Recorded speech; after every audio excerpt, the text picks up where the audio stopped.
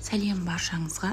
Бүгін сіздерге үй жағдайында езілмей, әдемі дара болып пісетін, кептіріп қойып, кез келген уақытта кеспе көже дайындай беруге болатын кеспе жасау жолын көрсетемін. Ол үшін ыдысымызға суымызды құйып аламыз, үстінен бір жұмыртқамызды және де бір шай қасық тұзымызды қосамыз. Жақсылап вилкамен бір араластырып аламыз. Содан соң үстіне керегінше ұн қосып, қатты етіп қамыр илейміз.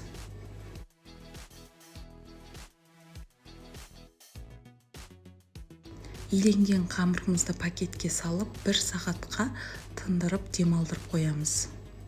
Июі қанған қамырымызды жұп-жұқа етіп, оқтаумен жақсылап жайып шығамыз.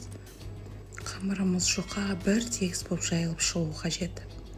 Қамырды соңғы жайған кезде міндетті түрде ұнды көбірек сеуіп, видеода көрсетіп тұрғандай жағып шығуымыз қажет. Қамырды бір-біріне орап, кесіп, кеспе турайтын кезде бір-біріне жабысып қалмас үшін жасалады.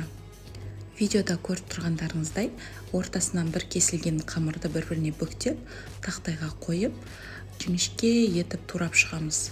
Міндетті түрде туралған қамырларды осылай бір-бірінен ажыратып отырыңыздар. Қамырдың бәрі біткенше, дәл осылай жіңішке етіп бәрін турап, бір-бірінен ажыратып отырамыз. Мінекей соңында да қамырларымызды осылай бір-бірінен ажыратып, жабысып қалған бар ма жоқ па қарап тексеріп көреміз. Осы кеспемізден бірден кеспе көже дайындап жіберуімізге болады. Ал артылған кеспелерімізді қағазға немесе тақтайға жайып, кептіріп аламыз да кез келген уақытта сорпа істей береміз. Сіздер де жасап көріңіздер.